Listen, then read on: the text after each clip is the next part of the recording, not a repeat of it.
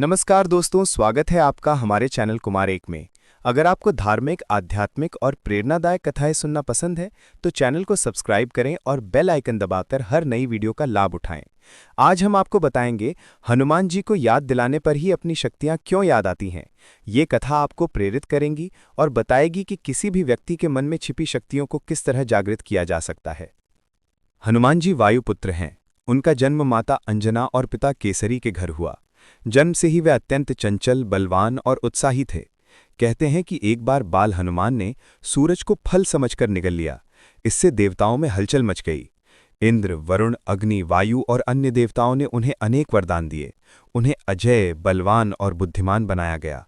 लेकिन बाल्यकाल की चंचलता और उग्र स्वभाव को देखकर ऋषियों ने उन्हें शाप दिया कि जब तक कोई तुम्हें तुम्हारी शक्तियों की याद दिलाए तब तक तुम उन्हें भूल जाओगे।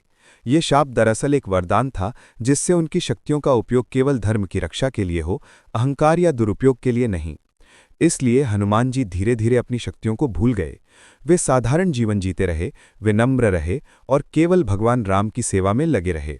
ये स्थिति हमारे जीवन के लिए भी बहुत महत्वपूर्ण है। हम में भी कई शक्तियां छिपी होती हैं, लेकिन हम उन्हें भूल जाते हैं। जब तक कोई हमें हमारी योग्यता, हमारी क्षमताओं का बोध न दिलाए, तब तक हम उन शक्तियों को अनदेखा कर सामान्य जीवन में लिप्त रहते हैं।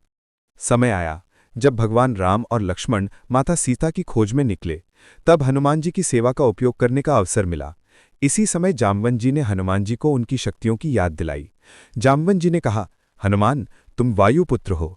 तुम्हें पर्वत उठाने की शक्ति है, समुद्र लांघने की क्षमता है, असंभव को संभव करने की अपार शक्ति है।